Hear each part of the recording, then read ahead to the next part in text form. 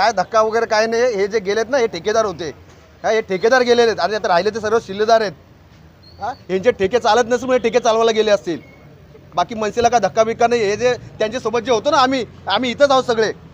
हे फक्त ठेकेदार गेलेत स्वतःची बिलं वगैरे काय काढायची असतील म्हणून। प्रत्येक वेळी होत असतं। हे जे गेले ते स्वतःच्या फायद्यासाठी गेलेले, शहराच्या विकासासाठी गेलेले नाही आहेत, स्वतःच्या वार्डाच्या विकासासाठी गेलेले नाहीत। हे गेले ते स्वतःच्या विकासासाठी गेलेले आहेत। नाही, जे गेले ते गेले, त्यांच्या गेल्याने आम्हाला काही फरक पडत नाही आहे। कारण काय होतं माहिती आहे का, ज्यांना पक्षाने भरभरून दिलं, ज्यांना मोठं केलं, ज्यांना नाव दिलं, ज्यांचं नाव पक्षामुळे होतं, ज्यांच्यावर राजसाहेबांनी प्रेम केलं, राजू पाटलांनी प्रेम केलं, अविनाश जाधव साहेबांनी प्रेम केलं, ज्यांना भरभरून प्रेम केल्यानंतरसुद्धा पक्षाची गद्दारी करावी वाटते, अशा लोकांबद्दल आम्हाला काही वाटत नाही। आणि जे गेले ते गेले, त्यांनी आम्हाला काही फरक पडत नाही। ते व्यापारी होते, त्यांचा व्यापार वाढवण्यासाठी व्यापारासाठी ते तिकडे गेलेले आहेत। ते कुठे वार्डाच्या विकासासाठी शहराच्या विकासासाठी गेलेले नाही आहेत। त्यामुळे ते गेल्याने काही मोठा मनसेमध्ये धक्का बिक्का किंवा फरक काही पडत नाही। गेले ते त्यांनी आम्हाला काहीही फरक नाही आहे का।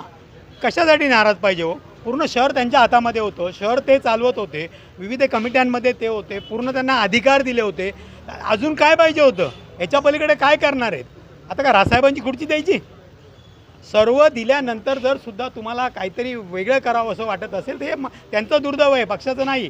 महाराष्ट्र नवनिर्माण सेना खंबीर आहेत, 3 गेले 300 यायला तयार आहेत। आजही आमच्या मागे जे कार्यकर्ते उभे आहेत त्यांना फोन आले की आम्ही आता पक्षप्रवेश करायला तयार आहे। आज उद्यापासून पक्षप्रवेश चालू होतील। जे गेले ते मनसेचे नव्हते आणि पक्षाचे नव्हते। जर पक्षाचे एकनिष्ठ असते तर गेलेच नसते। 2010च्या पूर्वीच्या इलेक्शनच्या आधी संदीप लकडे किंवा हे असो, हे तिन्ही जे नगरसेवक गेलेले आहेत हे झेंडे लावण्याचं काम करत होते।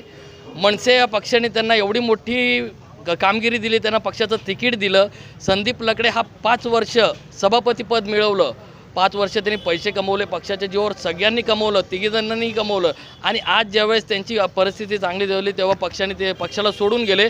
ते येत्या काळात आम्ही नाही तर जनता त्यांना त्यांची जागा दाखवून देईल। ज्यावेळेस ते इलेक्शनला पुढे उभे राहतील ना, त्यावेळेस जे पक्षाचे नाही होऊ शकले त्या जनतेचं काय होऊ शकणार?